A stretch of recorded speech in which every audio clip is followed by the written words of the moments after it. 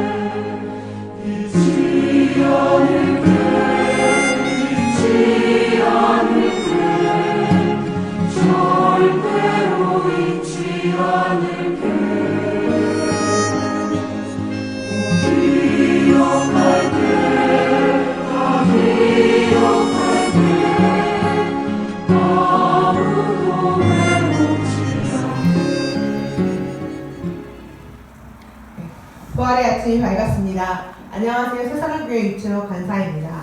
2020년 4월 12일 부활절 영상예배를 함께 드리는 모든 분들을 축복합니다. 네, 오늘 함께 예배하는 가족과 친구 혹은 나 자신에게 힘차게 얘기해봤으면 좋겠습니다. 부활의 아침이 밝았습니다. 부활의 아침이 밝았습니다. 아멘. 지난주에 지내면서 한 가수가 노래를 발표하면서 그 노래를 발표하는 심정을 이렇게 나눈 이야기를 들었는데 그게 아직도 마음속에 많이 남아있습니다. 제 노래가 마음에 묻은 먼지를 털어내는데 도움이 되었으면 좋겠습니다 라고 말했던 게 기억에 납니다. 물론 저도 노래를 들어봤지만 노래 자체도 굉장히 아름답고 위로가 되는 곡이었지만 이 가수가 한 말이 저에게는 큰 위로가 되고 마음에 깊게 남아있습니다. 코로나19로 인해서 또는 또 다른 여러 가지 삶의 아픔들로 인해서 말할 수 없는 힘든 시간을 보내고 계신 분들이 많을 텐데 그분들에게 마음에 묻은 먼지라도 털게 해주는 노래가 아마도 큰 힘이 될 거라고 생각됩니다. 그리고 또는 아마 옆에서 함께 해주는 것만으로도 그런 분들한테는 큰 힘이 될 것이라고 생각합니다. 오늘의 부활절 예배가 그랬으면 좋겠습니다. 무엇보다 부활하신 예수님께서 지금 여기에 그리고 여러분이 계신 그곳에 그리고 우리와 함께 당신과 함께 하고 계실 줄 믿습니다. 아멘. 부활의 주님과 함께 예배했으면 좋겠습니다. 아멘. 오늘 함께할 찬양은 예수님은 나의 왕 주의 이름 높이며 선포하라입니다. 예배를 몇 번 영상 예배를 드리면서 요청사항이 있었습니다. 왜 예수님은 나의 왕 찬양을 하는데 율동을 하지 않느냐 율동을 했으면 좋겠다라는 건의가 있어서 오늘은 다 같이 함께 예수님은 나의 왕 찬양하면서 율동을 했으면 좋겠습니다. 찬양합시다.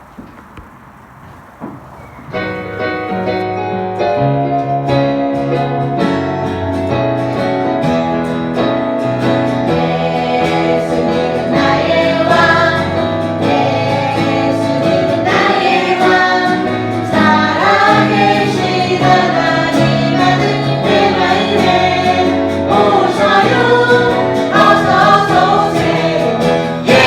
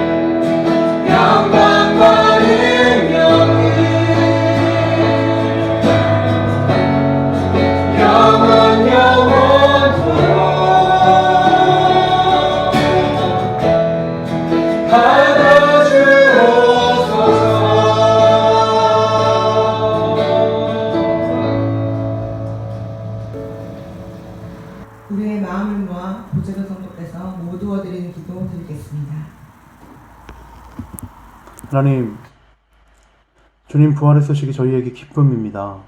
죽음을 이기신 주님의 소식이 저희에게 희망입니다. 죽음과 질병이 창궐한 이때 우리에게 빛을 보여주심에 감사드립니다.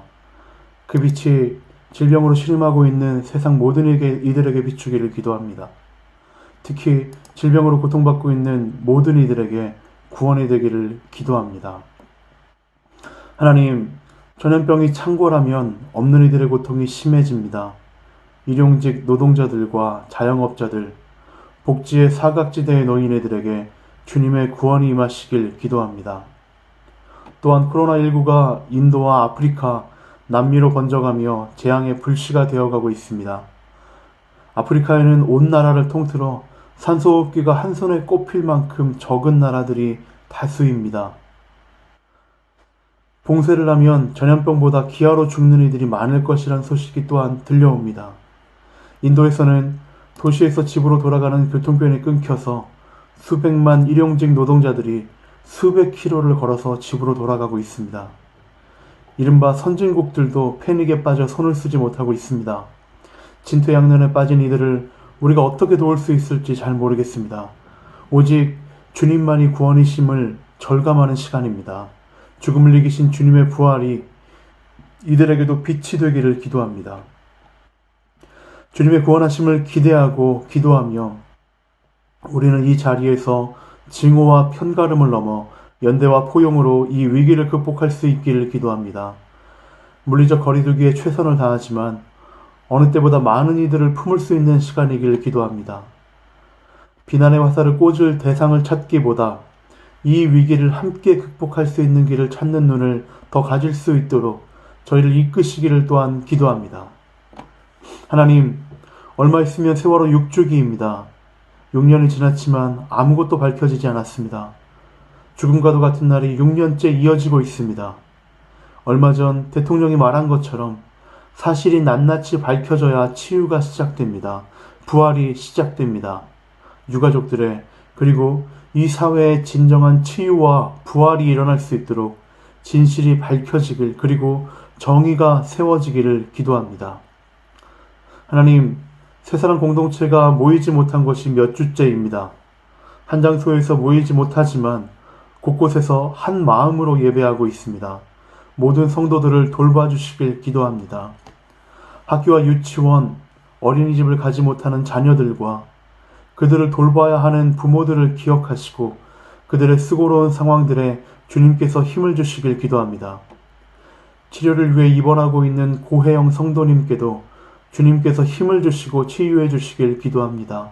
사람을 만드신 이가 주님이시니 고치실 이도 주님이십니다. 일 때문에 많은 이들을 만나야 하는 성도님들이 우리 안에 있습니다. 오가는 길에 그리고 일하는 도중에 주님께서 이들의 안전을 책임져 주시길 기도합니다. 변화된 상황 속에서 수업을 준비하고 있는 선생님들도 우리 안에 있습니다. 수고롭지만 지혜롭게 이 상황을 뚫고 갈 수 있도록 주님께서 함께 하시길 기도합니다. 매주 수고를 더하고 있는 목회자들에게 힘을 주셔서 이들의 기도와 수고가 성도들에게 힘이 되게 하시길 기도합니다. 주님, 우리가 주님을 기다립니다. 그 어느 때보다 주님 오심이 더 간절합니다.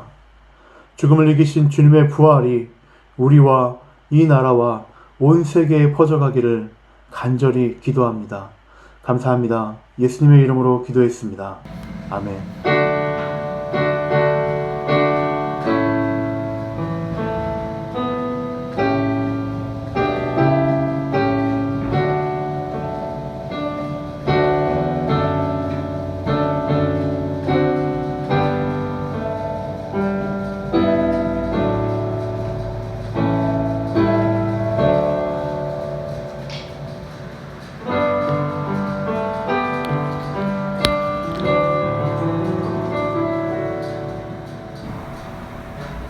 오늘 우리에게 주시는 말씀은 고린도후서 5장 17절 말씀입니다.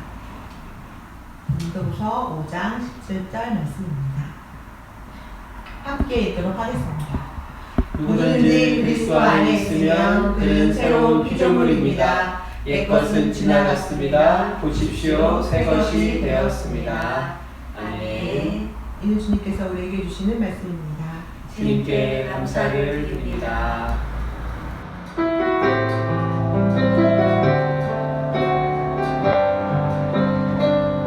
주께서 주신 모든 말씀이 내 영과 삶을 새롭게 하네. 말씀을 듣고 행함이 나아 하늘과 땅의 모든 앞에.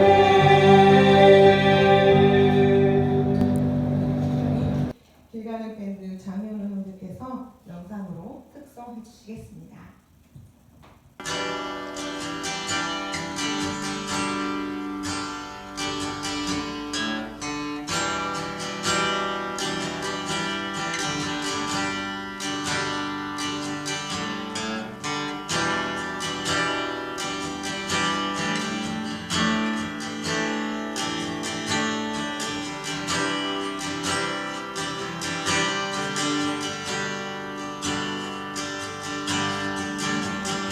우리 생애가 조금 길 수 있어서 나중에 말할 수 있는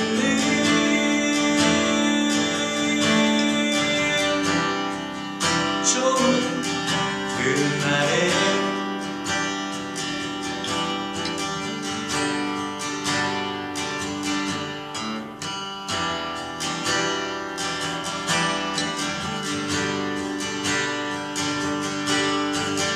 우리 생애가 조금 길 수 있어서 나중에 말할 수 있는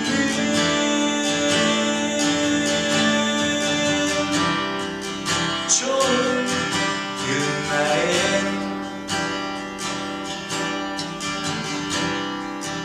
좋은 그날에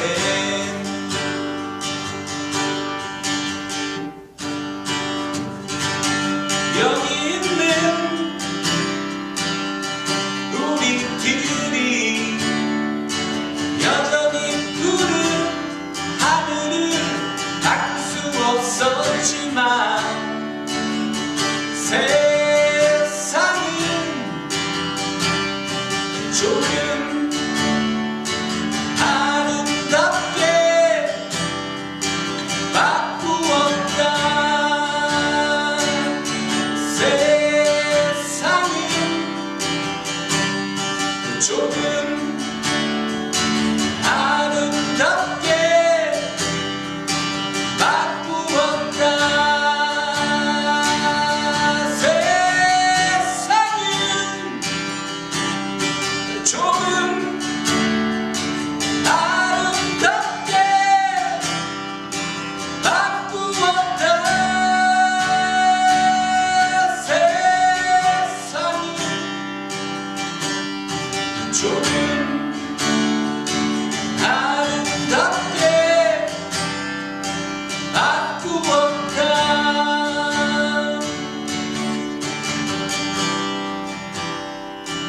별세한 이들이 어쩌면 자랑스러워할 우리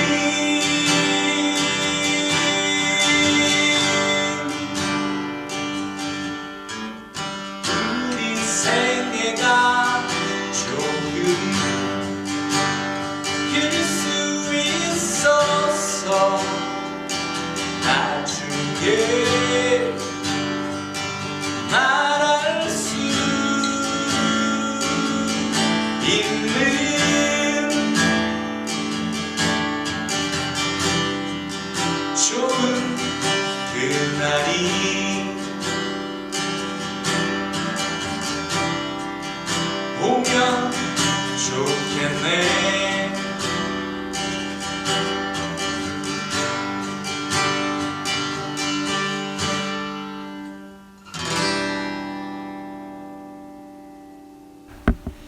할렐루야. 부활하신 주님의 은총이 영상으로 예배드리는 우리 모든 성도님들 위에 함께 하시길 기원합니다. 아멘. 부활절은 기독교에 있어서 가장 중요한 축일입니다. 그 기원을 보면 성탄절보다도 훨씬 더 오래된 절기입니다. 언제부터 정확히 부활절을 매년 기념했는지는 알 수 없지만 하나님께서 예수를 무덤에서 일으키셨다는 이 메시지는 초기 역사에서부터 지금까지 기독교의 중심을 지켜왔습니다. 초기 기독교 공동체에서 이 부활이 그 신앙의 중심이었다는 것은 일례로 부활이라고 하는 사건을 기점으로 해서 1500년 동안 가장 상징적인 유대 전통으로 이어져 내려오던 안식일 전통이 주일로 변화된 것입니다. 이는 부활 사건이 창조 사건을 그 의미와 중요성에서 대체하게 되었다는 것을 말해줍니다. 그런 의미에서 부활은 창조의 완성이자 하나님의 재창조의 시작인 것이죠.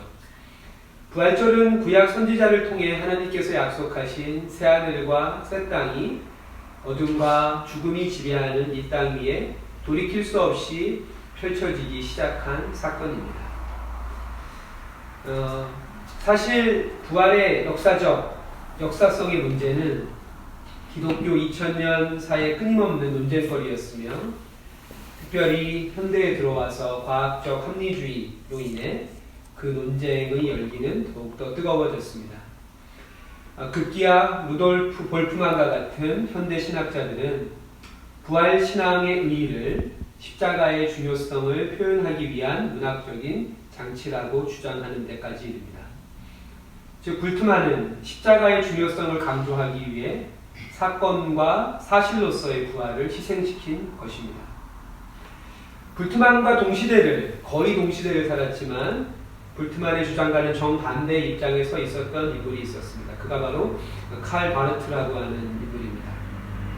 저희가 요즘에는 보이지 못하지만 회중공동 기도 때 종종 칼 바르트의 기도문을 저희들이 함께 읽었었는데요. 부활의 역사성에 대해서 회의적인 현대 신학자들은 그들의 그러한 주장의 근거 중에 하나로서 복음서 저자들의 부활에 대한 진술에 일관성이 없음을 지적하는데 바르트 역시도 그러한 지적에 일면 동의합니다. 그러면서 이렇게 이야기하죠. 성경이 묘사하는 최초의 부활주일은 분명하고 개괄적이고 올바른 모습을 전해주고자 하는 중립적인 보고자의 입장에서 보면 실망스럽고 불투명한 또 그런 뜻에서 의심스러운 날이기도 하다라고 바르트도 이야기합니다. 하지만 그는 이와 같은 부활 기사의 일관성 없는 진술 그 자체가 다른 한편으로는 부활의 강력한 증거가 된다라고 이야기합니다.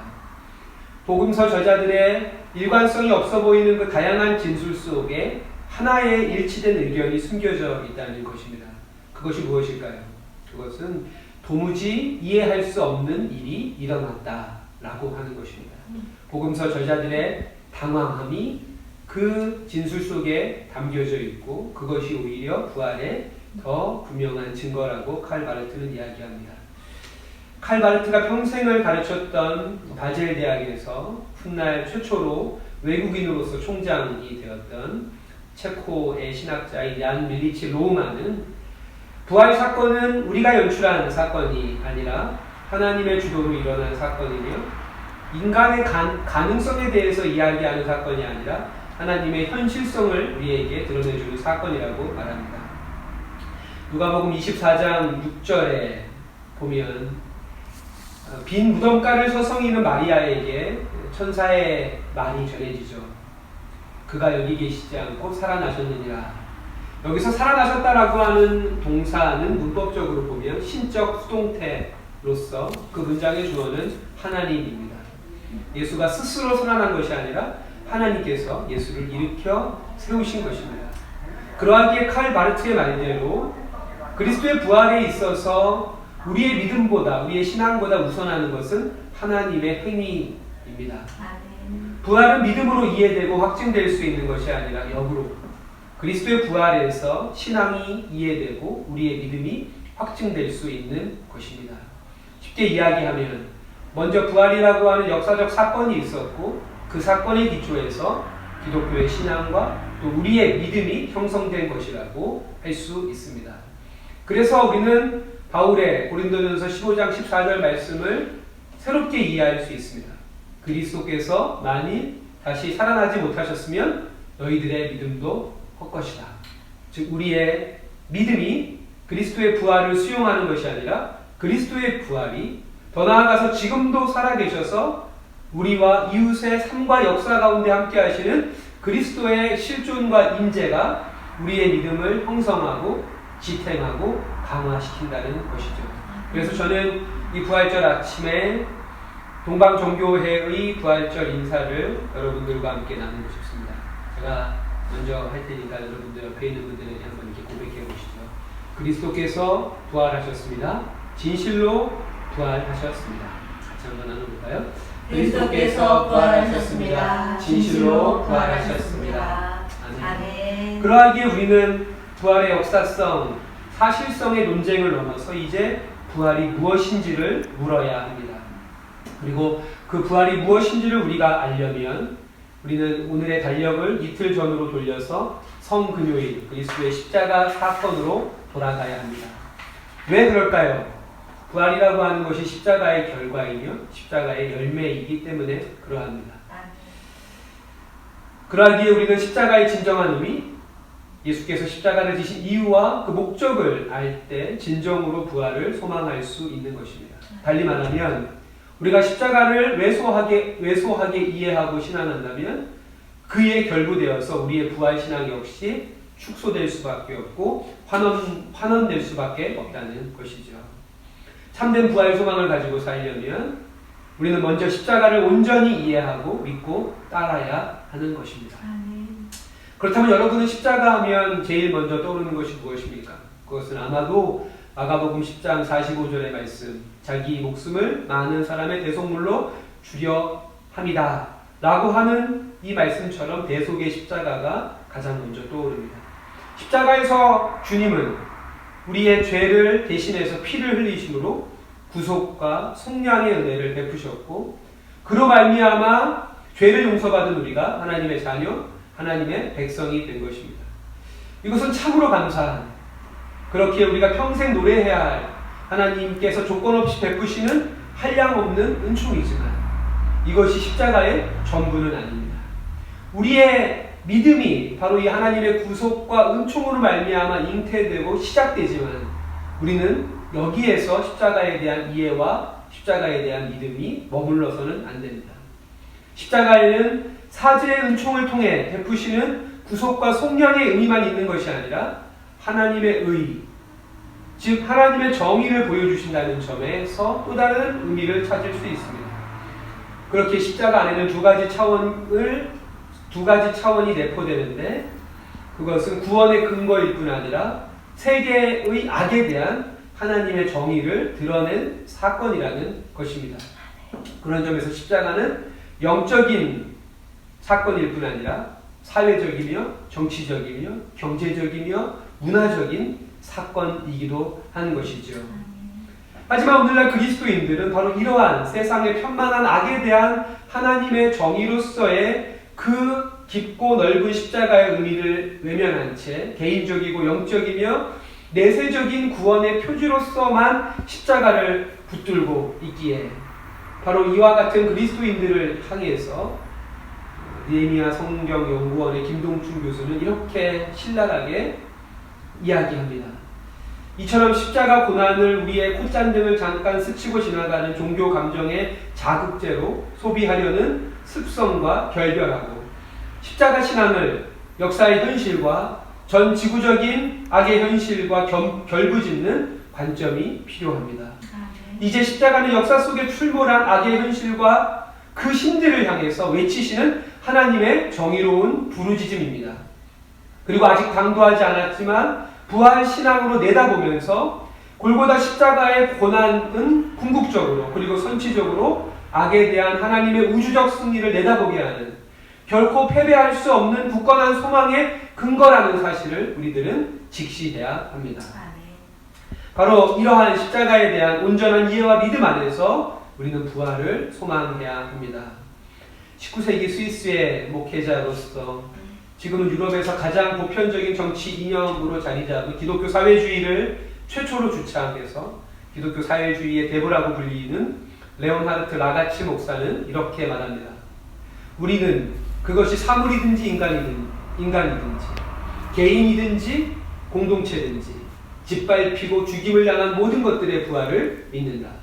그리스도의 십자가가 뚫어놓은 빈 무덤의 틈으로 부활은 끊임없이 계속되고 생명이 이 세상으로 흘러 들어온다. 그것이 부활이고 그것이 우리들의 믿음이다. 라고 이야기합니다. 이 라가치 목사는 칼 바르트보다 20년 전인 1868년 스위스의 산간마을인 타민스에서 팔람메의 넷째로 태어났고 21살의 목사가 되어서 역시 가난한 지역인 플레르렌 지역에서 목회를 시작했지만 당시 교회들의 실천적인 일에 대한 무관심과 또 동료 목사들의 천박함에 깊은 실망을 느껴서 24살의 교회를 떠나게 됩니다. 다시금 하나님의 부르심 앞에서 쿠르시라고 하는 시에서 교회 목사로 7년 동안 봉사하게 되는데 바로 그곳에서 사회 문제에 눈을 뜨게 됩니다.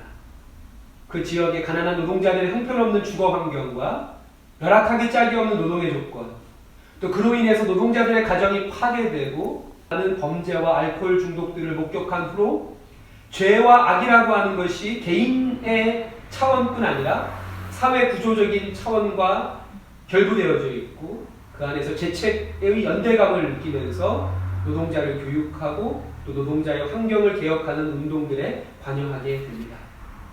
그의 평생의 주된 관심사는 현실의 모든 영역에서 실현되어야 할 그리스도 중심의 하나님 나라였습니다. 그러면서 그는 당시의 교회와 교인들의 신앙 행태를 이렇게 꼬집습니다. 그리스도께서 통치하는 하나님 나라는 새하늘과 새 땅을 가져온다. 그러나 오늘날의 대부분의 그리스도교는 오직 새 하늘만을 바라보고 옛 땅에 만족하며 지낸다. 그들의 주요한 관심사는 영혼, 개인, 내세로서 이것은 거룩한 이기주의일 뿐이다. 그리스도인들은 종교인이 아닌 그리스도의 제자가 되어야 함을 말하면서 그가 이야기하는 그리스도의 제자라고 하는 것은 십자가의 사랑을 개인의 안식의 수단으로서만이 아니라 이 세계로 나아가기 위한, 그래서 악이 구조화된 이 세계를 하나님의 자비롭고 정의로운 통치 앞에 복종시키는 그 능력으로서 십자가를 믿고 따르는 것이 그리스도의 제자라고 이야기합니다. 더 나아가서 부활은 이전으로의 회귀 또는 이전의 연장이 아니라 마지막 것의 드러남입니다. 이사야 65장 17절 말씀을 같이 한번 읽어볼까요? 시작. 보라, 내가 새하늘과 새 땅을 창조하나니 이전 것은 기억되거나 마음에 생각나지 아니할 것이라. 아멘. 이사야 선지자가 본 새하늘과 새 땅은 이전 것과는 비교될 수 없는, 내가 경험했고 내가 상상하던 것과는 완전히 다른 하나님의 새로운 일이라고 이사야 선지자는 이야기하고 있습니다. 코로나19가 이제는 특정 지역에 국한되지 않고 전 세계로 확산되어서 지구촌 모든 이웃들이 큰 어려움을 겪고 있습니다. 부디 하루빨리 치료제와 백신이 개발되어서 우리를 비롯한 지구촌의 모든 이웃들이 코로나19의 공포로부터 벗어나길 기도합니다. 이미 바이러스가 남긴 생채기가 크고 깊지만 그럼에도 불구하고 우리는 분명 코로나19로 무너진 것들을 재건하고 우리가 잃어버린 것들을 되찾을 것입니다. 우리는 회복될 것입니다. 하지만 그것이 단순히 코로나19 이전으로 되돌아가서는 안 될 것입니다. 우리는 앞으로 나아가야 합니다. 코로나19라는 비싼 대가를 치르고서 깨닫게 된 교훈들을 발판 삼아서 새로운 시대, 새로운 역사를 열어야 합니다. 특정한 충격과 위기를 통해 열리게 된 시대적 전환의 기회를 연대 행정학과의 최영준 교수는 정책의 창이라고 부르는데, 코로나19로 인해서 이 정책의 창이 이전의 그 어떤 시기보다 넓게 열렸다라고 말하면서 의도치 않게 하지만 드넓게 열린 바로 이 전환의 기회를 놓치지 않고 30년 후에 우리의 후손들이 지금의 아름다운 대한민국이 바로 그 순간에 시작되었다라고 이야기하기를 바란다라고 말합니다. 2달 가까이 우리나라뿐 아니라 전 세계의 대다수의 이웃들이 참여한 강력한 사회적 거리두기와 외출 자제의 결과 전혀 예상치 않은 변화들을 우리는 지금 목격하고 있습니다. 프랑스 최대 무역 항인 마르세유 앞바다에 긴수염 고래가 발견되었습니다. 보통 먼 수역에서 활동하는 이 큰 고래들이 코로나19로 인해서 해상 교역 운행이 줄어들고 수상 스포츠가 중단되고 유람선 관광이 사라지면서 가까운 바다까지 찾아오게 된 것입니다. 또한 북유럽 국가들에서나 가능한 줄 알았던, 그래서 우리에게는 먼 미래의 이야기로만 여겨졌던 기본소득이 지자체와 중앙정부에 의해서 단행되고 있고, 또 그리고 그 어떤 강력한 정책도 무용지물로 만들어버리면서 하늘 높은 줄 모르고 치솟던 부동산 값 역시 제자리에 머물러 있습니다. 이 학원과 저 학원 사이를 뺑뺑이 하던 아이들에게 조금은 숨 돌릴 시간이 주어졌고, 역시 이민이나 가든지 아니면 로또나 당첨되어야 가능한 줄로 알았던 저녁이 있는 삶도 현실이 되었습니다. 코로나19가 종식되더라도 우리는 코로나19 이전의 일상으로 되돌아가는 것이 아니라 코로나19 이후의 새 역사를 내다보고 새 시대를 향해 나아가야 합니다. 아멘. 이러한 변화 앞에 교회와 우리의 신앙 역시 예외가 아닙니다. 영이신 하나님의 무소부재하심, 어느 곳에나 계신 하나님을 고백하면서도 하나님의 임재를 교회 안에만 가두었던 건물과 성직을 우상시했던 과거의 신앙들이 무너지고 있습니다.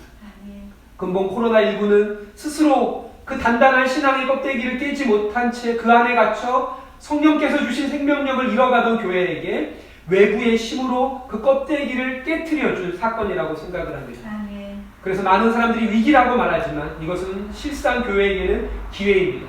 하지만 만약 우리가 과거로 돌아가기 위해서 이 기회를 놓쳐버린다면 다시금 형식이 내용을 지배하는 껍데기의 신앙으로 되돌아가 버리게 될 것이고, 그나마 남아있는 신앙의 그 희미한 본질마저도 자취를 잃게 될 것입니다. 그 어떤 어려움을 감수하며 오랜 시간이 걸리더라도 새로운 기독교의 토대를 만들어 가야 합니다. 사랑하는 성도 여러분, 부활을 소망합니다. 하지만 우리가 소망하는 부활은 앞서 이야기한 대로 이전 것으로의 회귀나 이전 것의 연장이 아니라 하나님의 행하시는 새일, 하나님의 행하시는 새로운 만물을 새롭게 하시는 그 하나님의 약속이 실현되는 그 온전한 부활을 우리는 소망합니다. 그래서 고 강원령 목사님은 부활을 새 시대를 영접하는 사건이라고 말합니다. 이전 것을 역사의 뒤안길로 미련 없이 돌려보내고 우리 앞에 다가온 새 시대를, 새 역사를 두 팔 벌려서 영접하는 것, 바로 그것이 부활을 오늘 속에 살아가는 것임을 기억하시기 바랍니다. 오늘 우리 본문의 말씀 고린도후서 5장 17절 말씀을 같이 한번 읽으면서 설교를 마무리하도록 하겠습니다. 누구든지 그리스도 안에 있으면 그는 새로운 피조물입니다. 옛것은 지나갔습니다. 보십시오, 새것이 되었습니다. 아멘. 기도하시겠습니다.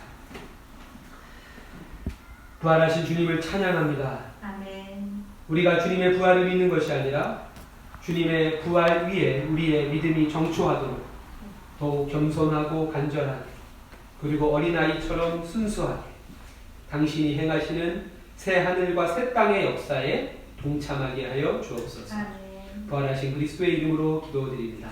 아멘.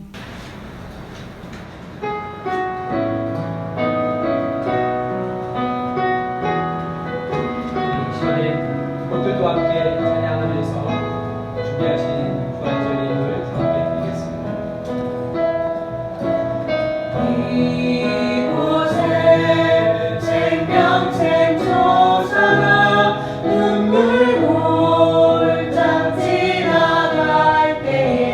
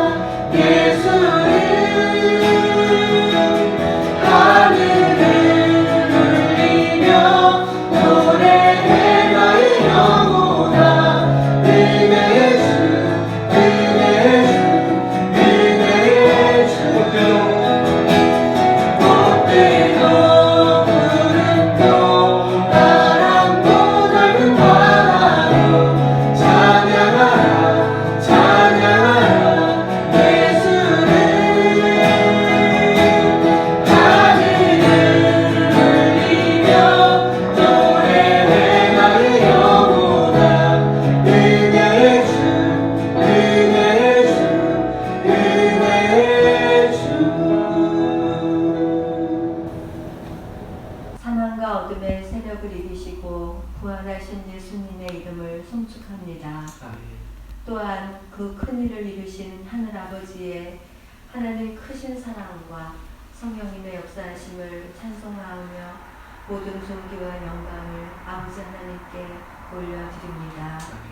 매번 반복되는 십자가와 부활의 때를 맞이하면서 죽음 속에 생명이 있음을 깊이 깨닫게 됩니다. 그 깨달음 속에 아버지의 사랑이 담겨와 감히 고개 못 들고 겸손히 주님 앞에 나를 잃어버립니다.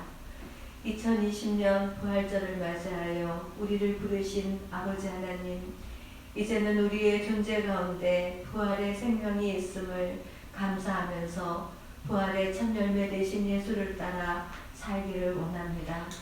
죽어서 다시 살고 살아도 영원히 사는 부활의 기쁨을 주셨사오니 이 기쁨 안에서 삶이 어둡고 피곤에 지친 의심과 절망으로 가득한 두려움과 괴로움에 휩싸인 병들고 약해진 죽음에 다다른 이들에게 사랑으로 부활의 샘이 되어 흘러가게 하여 주시옵소서.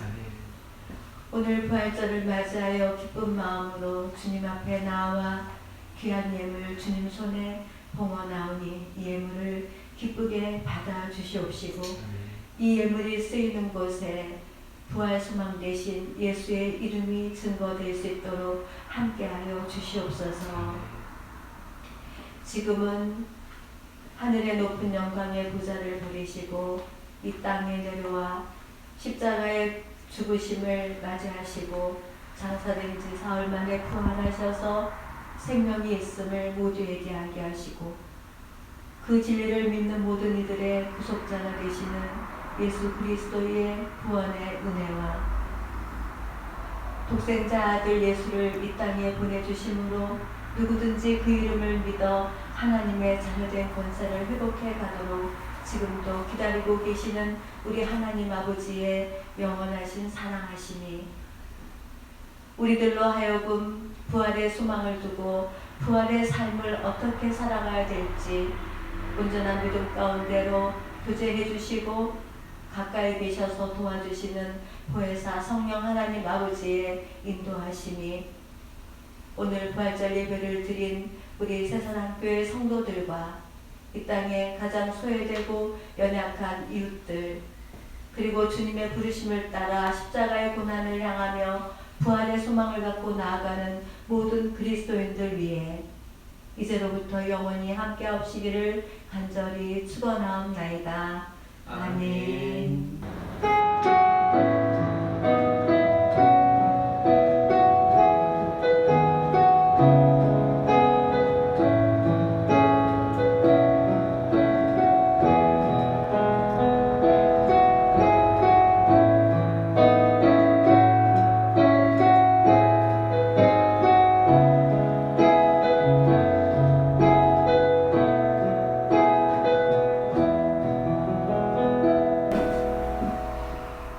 오늘 부활절 영상 예배를 함께한 여러분 모두를 사랑하고 축복합니다.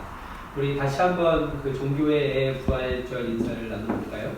그리스도께서 부활하셨습니다. 진실로 부활하셨습니다. 그리스도께서 부활하셨습니다. 진실로 부활하셨습니다. 아멘.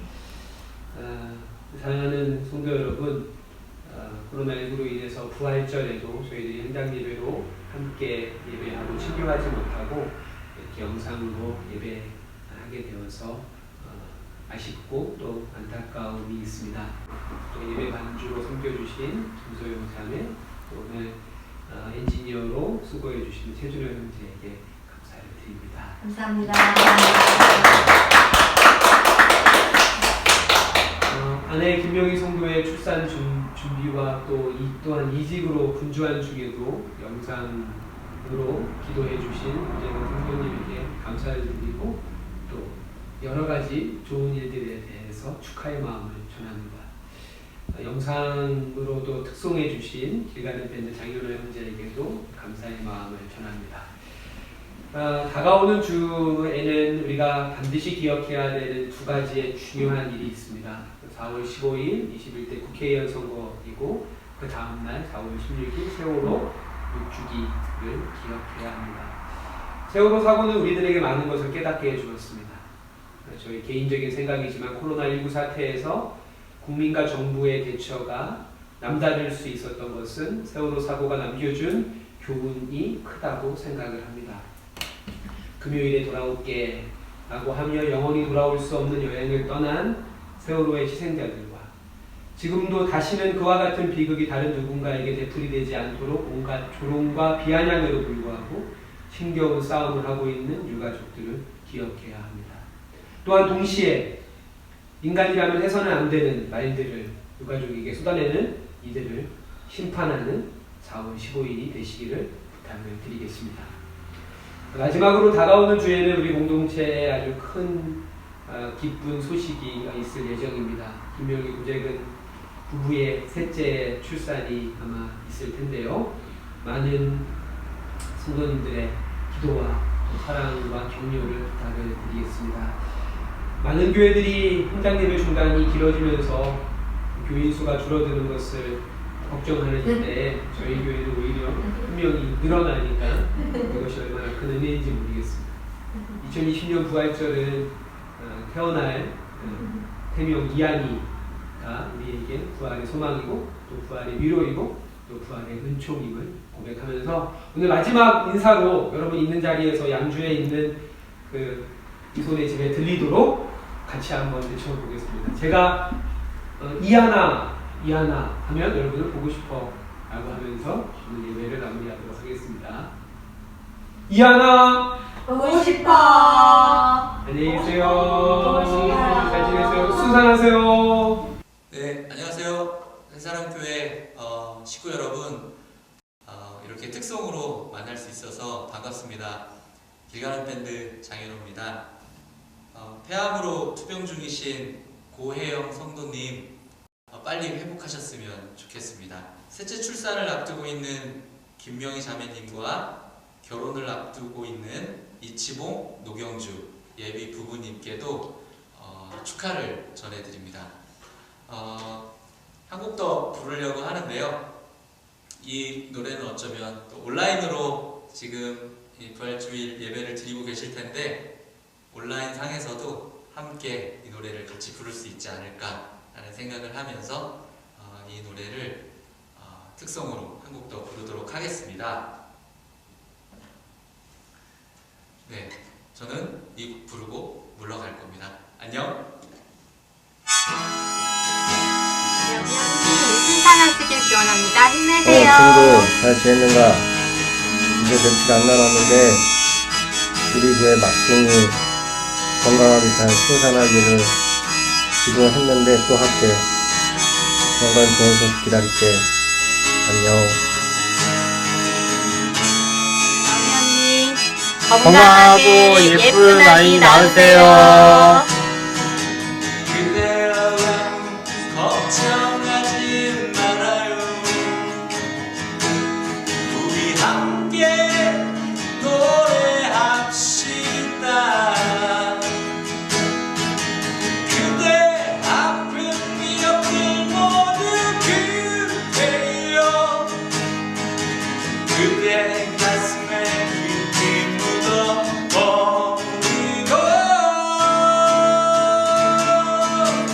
지나간 것은 지나간 대로 그런 의미가 있죠. 떠난 이에게 노래합시다. 후회 없이 사랑했노란 말해요. 그대 사랑하는 명희자매의 출산을 응원합니다. 힘들고 어렵겠지만 또 하나님께서 도와주셔서 잘 할 거예요. 우리 명희자매 파이팅! 파이팅! 안녕하세요. 이제 출산이 얼마 안 남으셨네요. 건강하게 잘 나으실 거예요. 힘내시고요. 그리고 이한이도 얼른 보고 싶다. 건강한 모습으로 만나자. 안녕 이한아.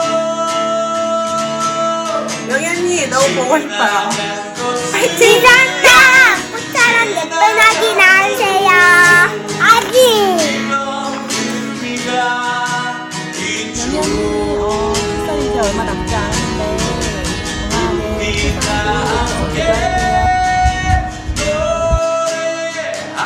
명희 언니 셋째 순산하시길 기도할게요. 화이팅! 미담이랑 미소 닮은 이쁜 셋째 예쁘지 않겠지만 그 순탄하게 낳을 수 있기를 기도하겠습니다. 김명희 선배님 순산을 위해서 간절히 기도합니다. 예쁜 아가 속히 만나보기를 기다립니다. 언니 10달 동안 고생하셨어요. 건강하게 출산하세요.